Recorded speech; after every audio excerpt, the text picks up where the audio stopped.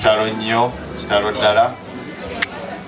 Nyimiridde wano mu nnyumba ya tataffe Kigozi ate muganda waffe ate jjajja. Kitalo mwebale nnyo, tutwala omukisa guno okwebaza baganda baffe, mikwano gyaffe okuva wano n'ebweru w'eggwanga, naddala abatuuze b'emitungo ababeereddewo maama waffe mu kaseera ako. Kigozi ono Ssaalongo yatuva mu maaso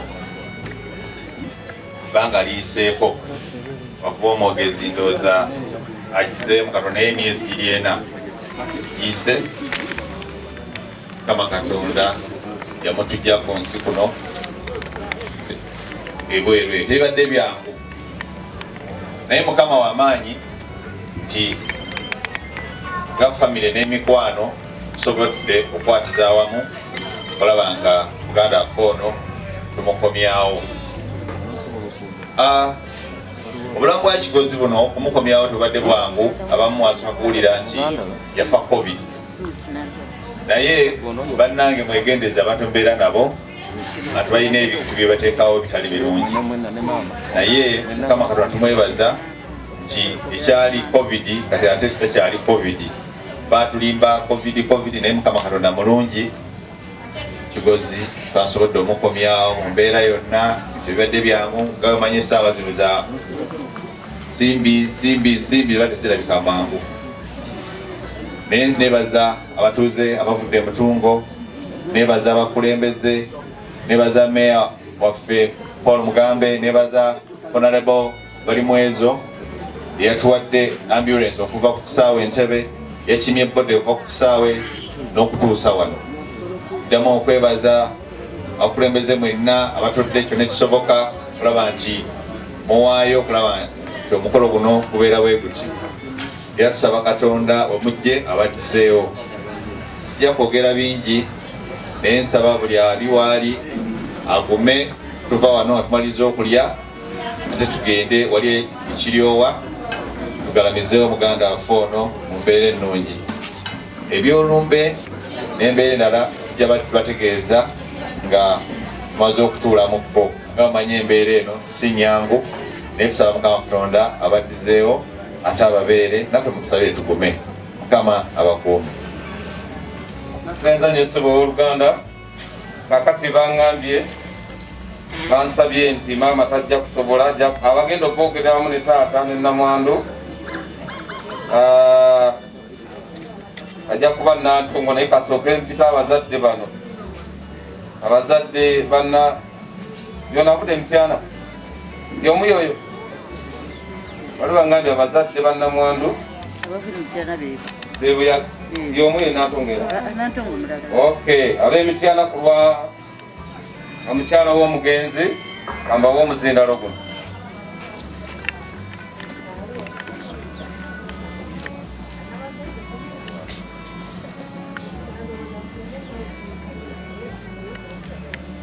Omukama mulungi obudde bwonna. Basebo ne bannyabo, Kigongo Martha Sekiro ly'erinnya lyange, ndi wamu ne muganda wange Peter Kakooza, tuviiridde Mityana. Twegatidde wamu ne bakulu bannaffe kuva Emanze bwe tuzaala omwana omuwala Jamali Namwandu kaakano.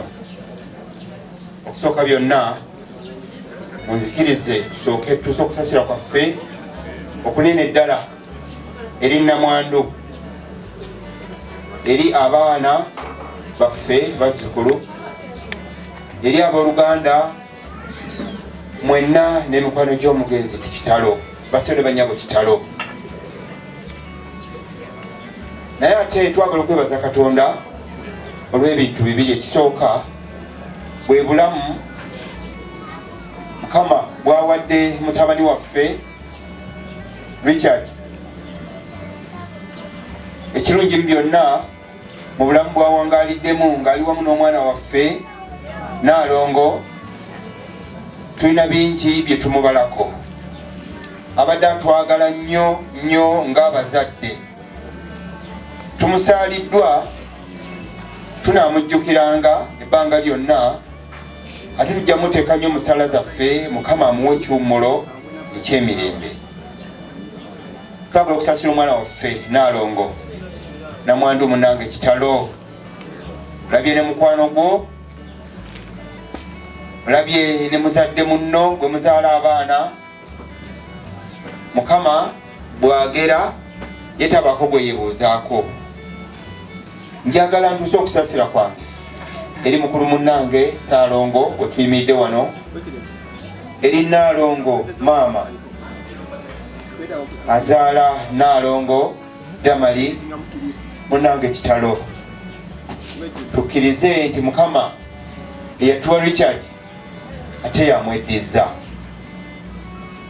Njagala okwebaza njawulo mutukoze bulungi. Twawulira okusaalirwa ng'enteekateeka zonna zikoleddwa ne batugamba nti mwategedde kubanga tuwangaala ne maama azaala Damali nga twajja tugoberera byonna ebadde bigenda mu maaso okuva lwe yafa.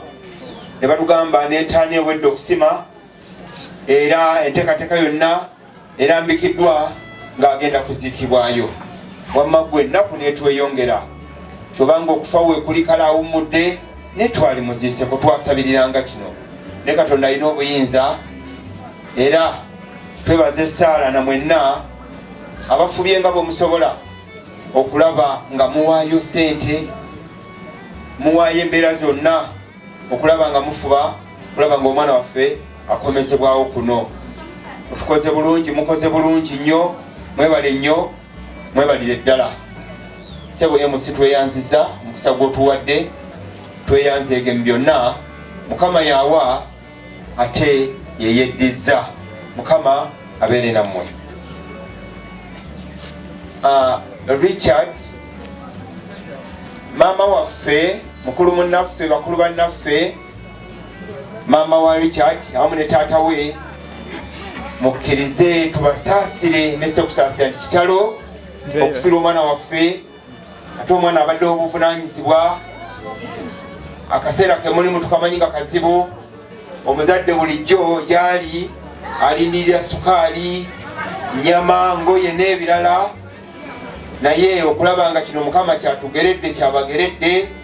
Katusabe Mukama abagumye. Mukama abeere nammwe. Nzanyo taata mwebale nnyo, mwebalire ddala.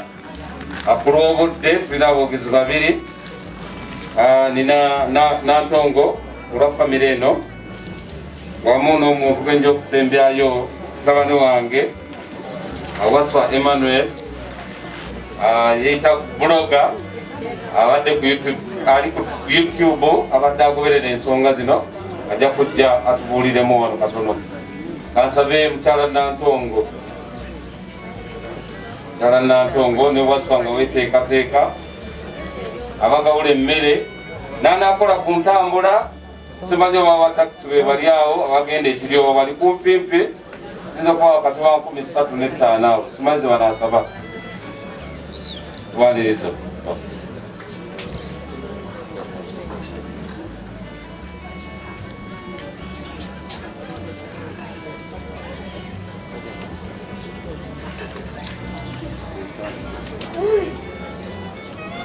Balamusiza nnyo buli omu mu kitiibwa kye, nembeebaza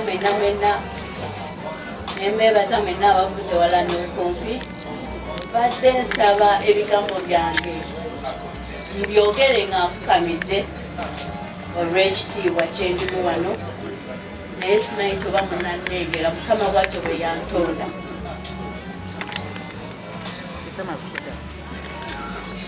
Nsooka okwebaza abazadde b'omwami wange mwenna gye muli nga simenyeemu. Mwebale nnyo, mwebalire ddala byonna bye mukoze okomyawo omwami wange mu kitiibwa. Bambadde simanyi bwe ngenda kugamba abaana taata wammwe yafa, sirina kifaananyi kyendaga nti bamujje tugende tulime. siira nga wengenda bagamba nti oba wano wetwamuziika. Taata ne maama neyanziza nnyo neyanzeeke. Bwe mujje we mutambudde wonna Mukama abaddizeewo. Mbeebaza ekitone kye mwali mutadde mu bba wange. Tubadde tukwatagana tussa kimu ne Ssaalongo, naye Mukama waba asazeewo kubanga yaawa ate yajjawo.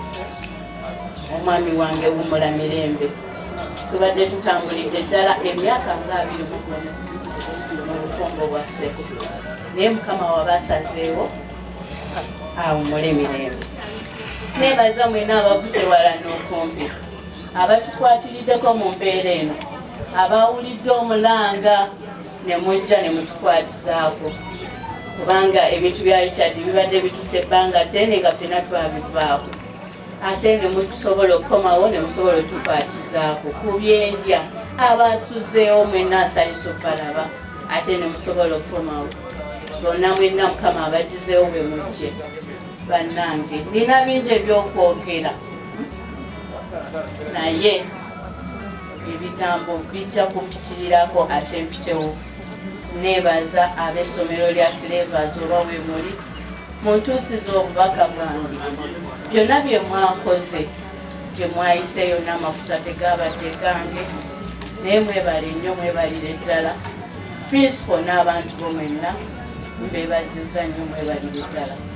Mpise mu kiti kya Nnaalongo, nze muganda we, nze mukulu ku Nnaalongo, kwe kusobola okuyimirirawo mbabuulire embeera gye tulimu. Mwebale nnyo, mwebalire ddala.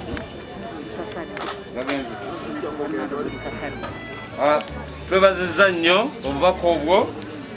Omumemba alabika atudduseeko, naye ngenda kubayitira omulongo mutabani wange. Yajja babulira lwaki muyise mutabani wange. Waswa Emmanuel, blogger ku YouTube. Tukoze bubi nti omuzindaalo bugenze, naye eddoboozi alina atubuulireko wabadde tambula n'omugenzi oyo. Abali emmere esiwaani bw'ogimala togitwala eri mu kkubo olw'okuddayo. Omugenzi Ssaalongo Kigozi Richard abatatawe kubanga ndi mulongo. Ekisooka kya byonna ebigambo biringa 5 ku 10. Nze nkulidde Kata wano mu kyalo Kata. Omukulu ono omusomesa wange yansomese Kabunza St. Teresa. Era okumanya ebintu byewuunyisa, maama ono bwe yabadde andagirira okutuuka wano neewuunyiza nga amaka gano abaana banasomako nabo ku St. Teresa, Nakigozi n'Abudalla. Gana amaka nga manyi bulungi nnyo twajjangawo nga tukyasoma 26 ya twakolera P7 n'abo bankwanga Richard abaawo. Naye okusooka nnumwa n'okunyolwa lwaki omugenzi ono basooka mumbikira mu mwezi gwali gwa mwenda, kubanga ffe tulina enkolagana y'amaanyi n'abaana babeera Dubai, Saudi Arabia, Bungereza, ensi yonna, kubanga emitimbagano gyaffe abasinga okugira bagira banyee bweru w'eggwanga olw'ensonga mu abaana mugira bakitono olwadde atuw'ebbeeyi. Kati abasinga otugobera bali bweru era basinga okusapootinga emirimu gyaffe. Naye ekisinga okunnuma buli kinsi ng'olina mutabani wo ng'ali bweru oba ng'olina owooluganda, okufa sikyo sifa wakweyitira, naye omwana wo beera ng'oteeseteesewo ensimbi ezinaamuza singa wabawo ekiba kituuseewo. Olw'ensonga abantu babonaabona okuza emirambo, ffe tubonabona n'abaana bano ebweru, ffe tukuba emiranga. Gavumenti teyimiriddewo ku lw'abantu, ne kampani ezitwala abaana bwe batuuka eri zibeegaana. Omugenzi olana kampani gye yagenderamu, tetuganye kampani ebeekututte egenda kukuwa mulimu, naye ate kampani zino abaana bano be baziwa ssente. Ntera bagamba ba kampani nti singa lulikera ku makya abaana beediima okuddamu okugenda ebweru, teri kampani egenda kuddamu kubeerawo wano.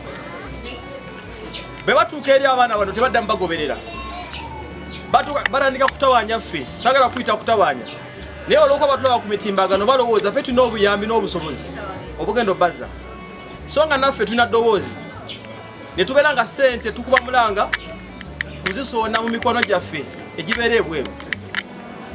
Maama ono okuzza omubiri guno yatunze bulamu kubanga essente zabadde ziganye. Tukubye omulanga ku intaneti mikono gyaffe ne basonda kye basobola. Olwokuba bannayuganda bantu balumwa nabo batuuka ne bagwerera kubanga bo tebenkana gavumenti. Olina okuba ne miliyoni 2 okuzza omubiri guno wano e Uganda.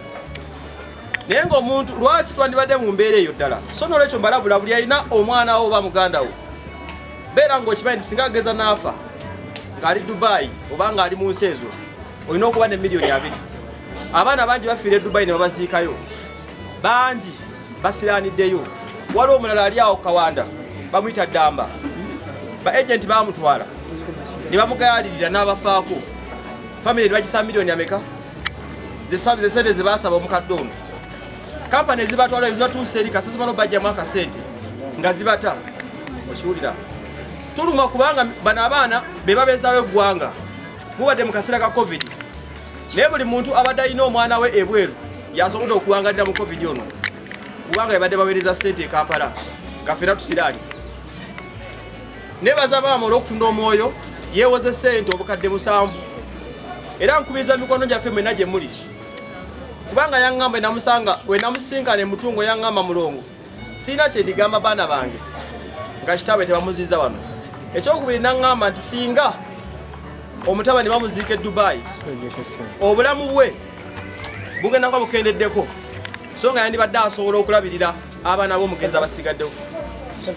N'atuuka n'okwagala n'atuuka n'okugenda na risking obulamu bwe Mama Nerenda akomyewo omubiri gw'omugenzi asobole okuba nga asigazawo obulamu obunalabirira bano abaana bato. N'olwekyo nsaba gavumenti nkobola bannayuganda mwenda mikono gyaffe bali ku social media. Maama ono omulambo gwakomyewo naye twateekiza risk yeewoze era ali mu mabanja. Mbasaba buli omukola kyosobola fundraising gye tutera okukola eya bulijjo ku social media. Maama ne tunamwayo miliyoni 1 tujja kuba tusobodde obwakiri okukendeza ku bbanja lyalina. Mbeegayiridde nga tuzenga tukikola. Nja kwebaza omuwala Sandra gwe badde boogerako. Natuuka maama ono nga Sandra naye mumanyi yalabaddeko omukono gwe ku social media. Kati agenda omunyola nga n'ennamba ngirina. Omwala oyo batuuka n'okumugoba ku mulimu olw'okuba nti yali akomyewo omukwano gwe. Era Sandra webale nnyo walaza omutima ogwo. Bannayuganda bakyayagalana bwe batuuka eri babeera kimu. Wabula ate gavumenti gye tulina wano n'abatuvunaanyizibwa kuba tuyuwa. Bino wandibadde osuubira gavumenti okusubsidizinga ensimbi negamba nti lwaki okuzza omulambo gw'omuntu eyagenda okukima ssente? Lwaki mukaluubirizibwa? Naye kati ne miliyoni 2 ezandiyambye okubeezaawo famire. Miliyoni ezo zimalirizibwa zigenze mu kuziika buziisi. Just imagine. Kati abaana babeera basigaddewa.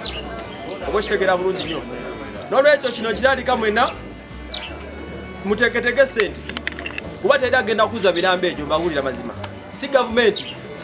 Okuzza omulambo ne kubeera kwa bbeeyi n'okusinga omuntu yagenda okukola ogenda okukola Dubai kutwala miliyoni 3 ku miliyoni 4. Lwaki okuzza omulambo obutalina value kitwala miliyoni 2? So nga ssente zandibadde zituyamba okukola ebirala.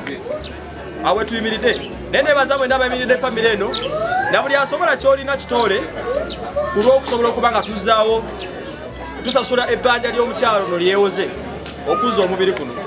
Nze Waswa Emmanuel nsaasira famire eno ebigituuseeko era mbagumya Omukama basaasire byonna ebyatuuseeko yagabeera yajjawo tubeere bulungi. Mutabani wange oyo wadde ndudde omulandoza emyaka giweze 15 leke mulabyeko ate ng'omulimu gwakola. Olwekyo bakubiriza mwongere okusomesa abaana. Togayaala okusomesa abaana kati afuuse ow'omugaso mu nsi. Eyakoze ku ntambula nkwegalidde jangu otegeeza abatuuze bano bagenda kutambula batya batuuke ekiryowa. N'ekirala Mwami Kigozipo yansabye naye akyali mu bulumi bungi nnyo mwongere okumudduukirira tusobole okulaba nga bye twateeseteese tusasula amabanja ago. Mwebale nnyo okumpuliriza.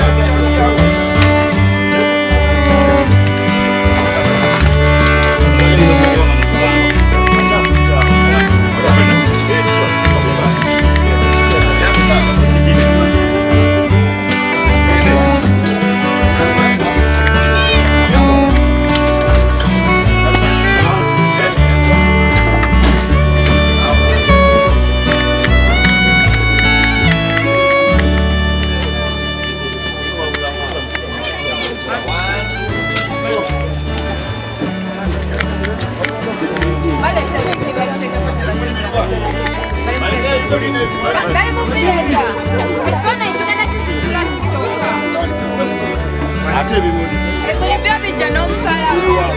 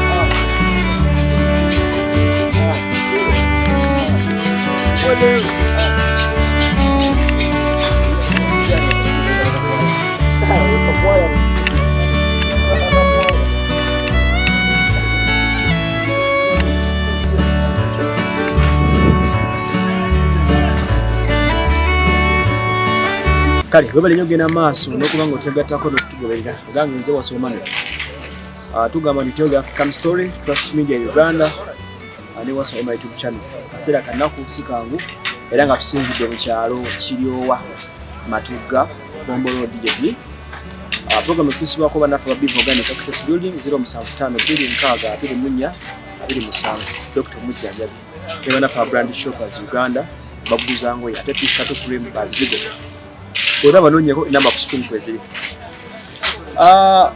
Bino byolengera byendimu bijja je tuzokubanga tugalamiza omubiri gw'omugenzi amanyikidwa nga Kigozi Salongo Fred omukulu yafiire Dubai emyezi ena gye giseewo okuva lwe yafa era nga munange bw'owulira emboozi y'okumuza ebadde tebadde nyangu erina katono olw'ensonga gy'obukadde bw'ensimbi obukunuukiriza mu 18 gy'obulabika nti buteereddwamu Abannayuganda basonze mwebale nnyo Bannayuganda omutima ogwo gwe mulaga abantu baffe ababeera ebweyo ddala at the same time buli muntu abaddewo mwebale nnyo Bannayuganda mbebaza kole kimukoze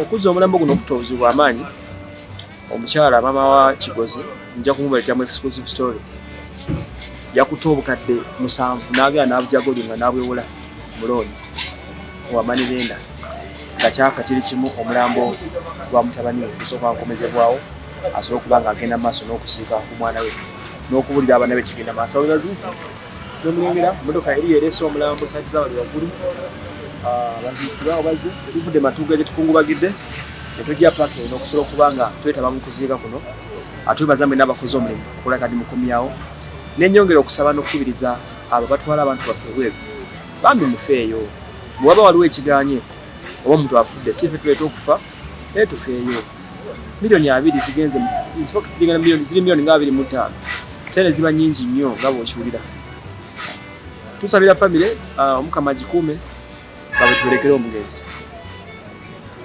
mwebale nnyo mwenna babaddeyo naffe abawuliza nga omulanga gwaffe ne mutudirangamu mwebale nnyo mmedde ate tubasiima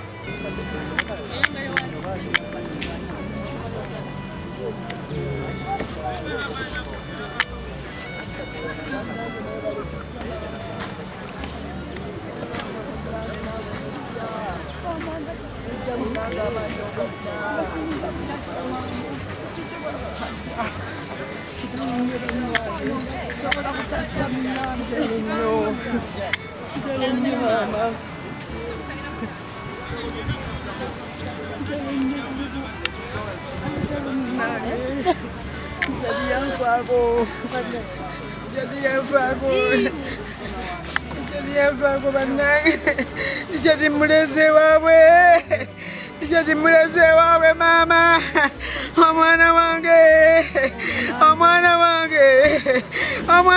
muleze wawe mama tajali wange munange nijadi anejjeko munange anejjeko lijadi mukwano anejjeko munange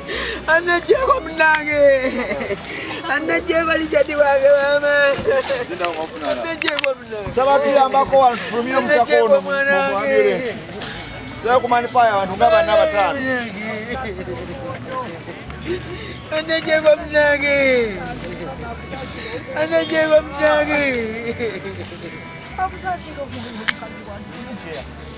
Oh, Sala kumanipaya yabakutanga banange. Banange mucheye wamwe.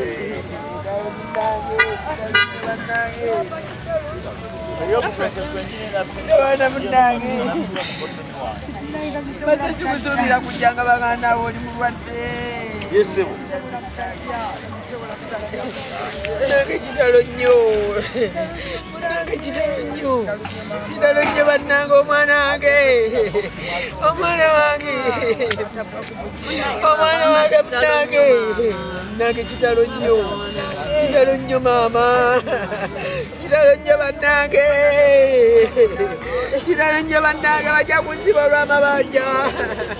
Mama. Omwana wange Richard munange eryo ekkuba erigenda ewaffe natuuka nga buŋŋansiba amaaso nemansatange yamuddawo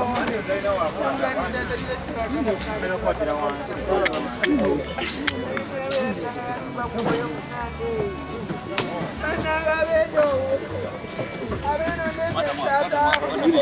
Wano makati wasinga okuzuwa.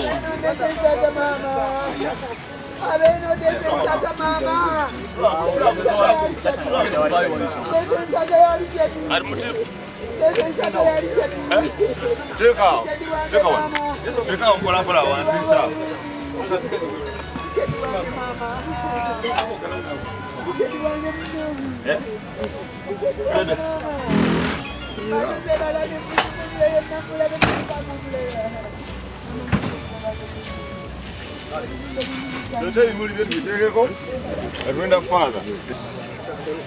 Bambaga kuba Saliyo. Saliyo munange. Omwana wange. Omwana wange bannange. Omwana wange bannange nsigaza amabanja amangi. Obandi kasasula mukama yamanyi. Obasiri kasasula mukama yamanyi maama. Omwana wange. Omwana wange. Omwana wange munange. Richard wange omulungi. Richard wange omuyonjo. Bamulesite mwayisi munange. Namunondedde emigugu munange. Omwana wange yasibulanga agenda okulinnya ennyonyi. Nesimanya munange nti aliddira migugu. Senga namanya teyandigenze. Twandiridde ku kitono kyayina. Twandiridde ku kitono maama. Twandiridde ku kitono naye munange saamanya. Okugenda omwana wange abulidde Dubai. Omwana wange muziza nga si yeye. Wowe. Wowe. Omwana wange. Omwana wange. Yindwa bemutendere. Yindwa bemutendere mama. Omwana wange Richard. Richard munange. Salogo munange weraba. Salogo munange weraba kati tunage kubeerigende waffe. Nanganja munange. Mwenatuukaga walinga ng'ali abo. Omanange. Omanange. Omanange. Omanange omunene. Omanange omunene. Bamubaze maama. Bamubaze nga siriyo. Balabe siriyo ne bamubaga. Bamubaze munange. Ndabye ebiwundu munange. Ndowooza ebimuwa ne birimu maama oba batwala mutima oba kiki oba kiki simanyi. Sirina gwe naabuuza n'ambuulira. Tebajja kumbuulira. Tebajja kumbuulira maama. Tebajja kumbuulira bannange. Tebajja kumbuulira maama. Omwana wange. Nsigadde mu mabanja amayitirivu ennyo. Omwana wange mukomye waleme kuliibwa nsega. Bannange. Omwana wange.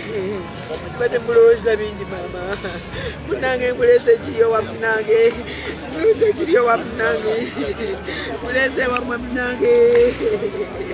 Abeeno mwenna munange baleetedde ensata maama.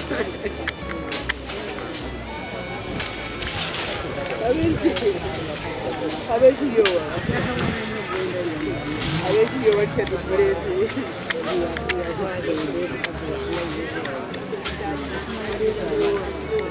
Abekiri owa Richard mulese.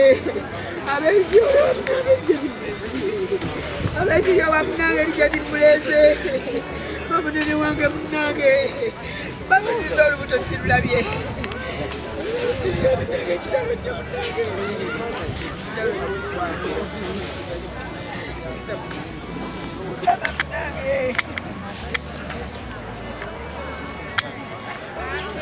esigaye endala esigaye endala endala munange bana banjetaze munange bana banjetaze munange banange omanange abekiryo walese likyati abekiryo walese likyati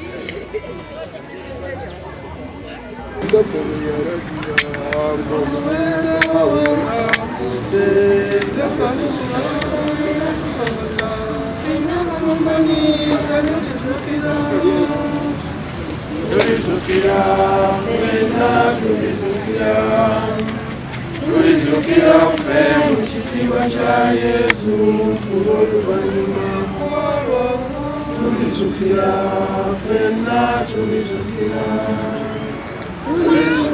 ffe mu kitiibwa kya Yesu oluvanyuma. Kunyera paati ey'omwana eryama mutuukirivu bakristo baganda bange tugenda okuziika munnaffe ono twegayire Katonda nnyini bulamu bwaffe omubiri gwa muganda waffe guno gwe tugenda okuziika nga tegukyali mu kantu aguzuukizenga nga gw'amaanyi ng'era ogw'abatuukirivu ate omwoyo gwe agatte mangu kujababe abatuukirivu ate ng'amulamula abe wa kisa ng'okufa bwe kuwedde n'ebibi abimamuleko ate bagende paati ng'omusomo omulungi yamuwembejja ng'agendamu abo abalina kabaka ataggwawo abeere mu ssaabi ebitaggwawo nga lwamu n'abatuukirivu. Ana ku maziga nga g'omukiso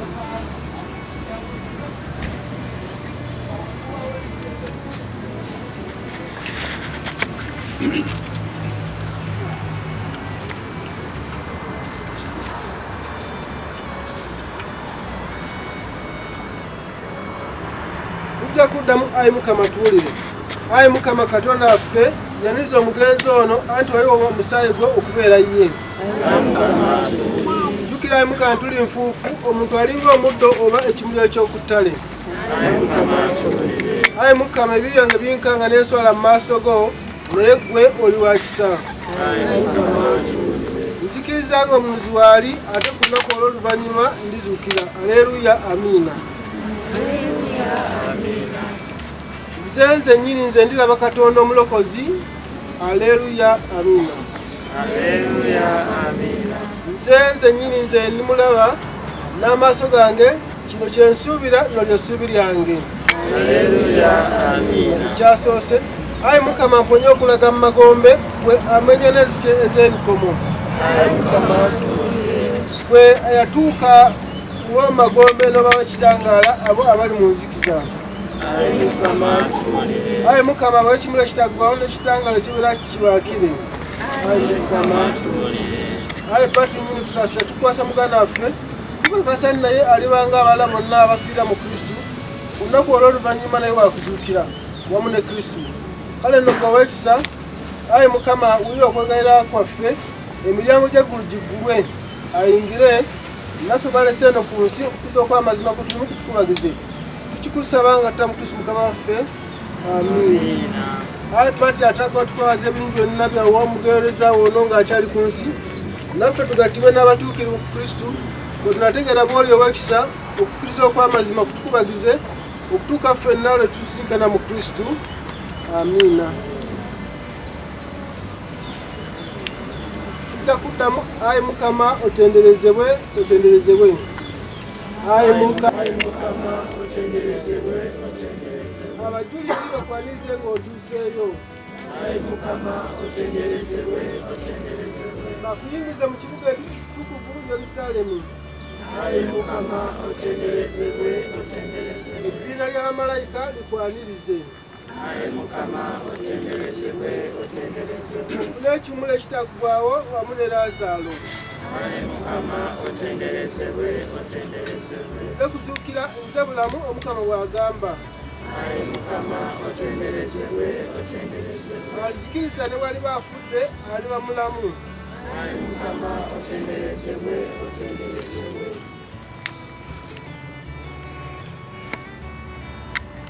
so abatufunayo obubaka bagambye obubaka bubiri bwebaagala okuwa bubiri bwokka bwokka gende mu maaso banyabwa ab'oludda lw'eri baabitegedde abeekabuuza n'olwekyo mwejja bbawaako nammwe erimu okusooka ntumiddwa omwami Lubwama ne famire yonna awamu okubeebaza byonna bimukoze naddala okusima entaana n'ebirala byonna bibayambyemu mwebale nnyo mwebalire ddala omwana ono pozi nga sinatuukaawo omwami Lubwama n'ab'omunju beebaza nnyo abako bano omuko Busuulwa ow'Ejjinja omuko Kiwanuka Namugongo n'omuko Felix ow'Ekakiri mwebale nnyo mwebalire ddala bye mukoze omukoddomi wammwe ono ng'agenze Mukama amuyise omwana ono yafiiridde mu nsi z'ebweru okumala ebbanga lya myezi 3 naye okutuusa lwe mulwanye nga Lubwama tali yekka naddala obukojja bwa nnyina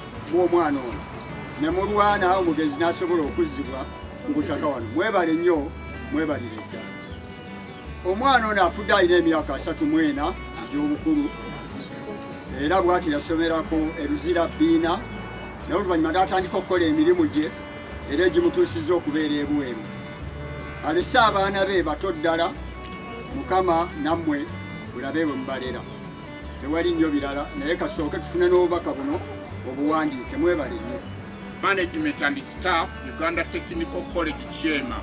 The condolence message. The management, staff, and the entire community of Uganda Technical College Chema will be profound shock learnt about the untimely diminution of Salongo Chigozi Richard, the dear brother of our college, Mr. Musaz Andrew, Principal, Uganda Technical College Chema. Dear Andrew, we extend our heartfelt condolence for the death of your brother. We pray to the Lord to strengthen you to bear the loss. May God strengthen you and guide your entire family, relatives and friends. We withstand this trying moment. God gives and takes. May his name be praised by management. Unfortunately, I have not seen the lab also. St. John's Church of Uganda, Kitintale, Luzira Parish, Namirembe Diocese, nga 12 December 2021, erina Alongo Damali Namuli, ensonga obubaka obw'okusaasira omusumba omukubiriza n'abakristaayo ba St. John's Church Kitintale batuuse okusaasira kwabwe eri mukristaayo munnaabwe Nalongo Damali Namuli, abaana abako n'ab'emikwano olw'okuviirwako ekirabo kya mwami. Bannaffe kitalo nnyo, kitalo ddala. Tusaba Katonda abagumye mu kiseera ekizibu kino kye mulimu, kuba ky'ekiddukiro kyaffe era ye mubeezi ddala atabula mu kulaba ennaku. Atuweereza Zabbuli eya 46, kakomye ku Zabbuli n'ayongerako n'emitwalo 5 egya Uganda yambeko mu kuziika Reverend Jane Namugenyi wa St. John's Church of Uganda. Saba webale nnyo.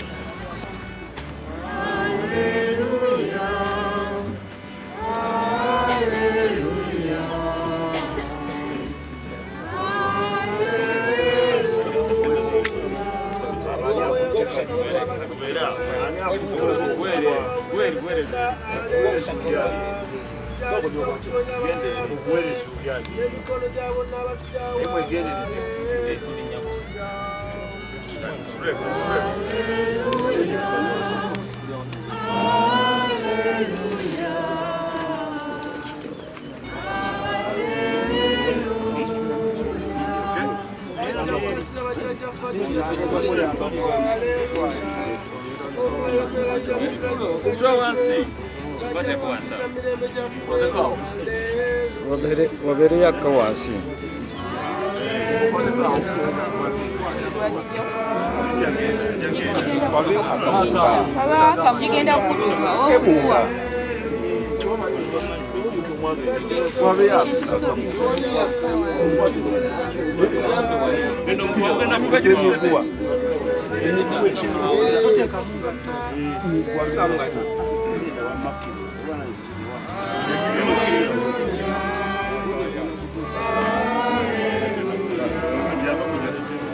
Katika bakwate emiguwa bafeeyo naye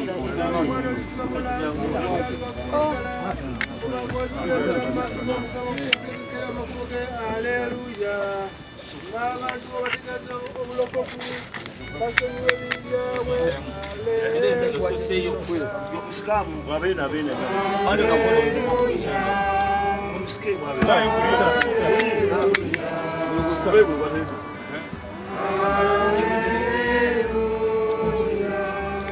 okusasira okugulero kwa Katonda waffe alijagulendwefanejjakudamula aleluya atuda mu kisiza ne mu kisiza kyolumbe alambika ebigere byaffe mukuba eryeddembe aleluya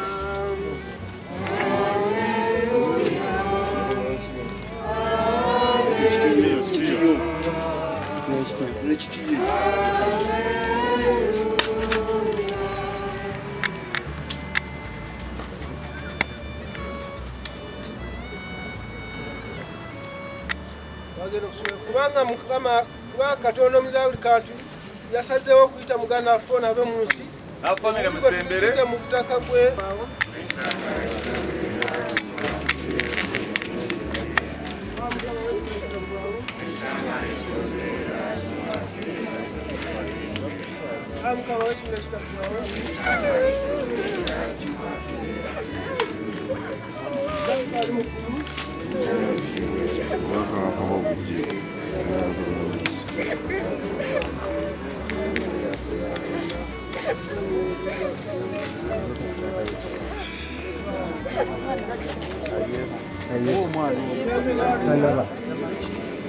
Genda yo.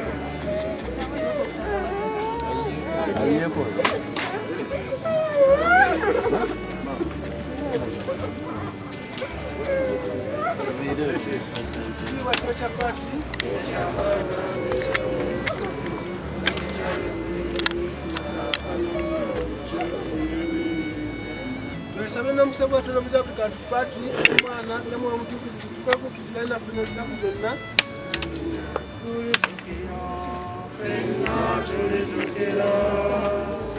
tulizukira ffe mu kitiibwa kya Yesu olw'oluvannyuma tulizukira ffenna tulizukira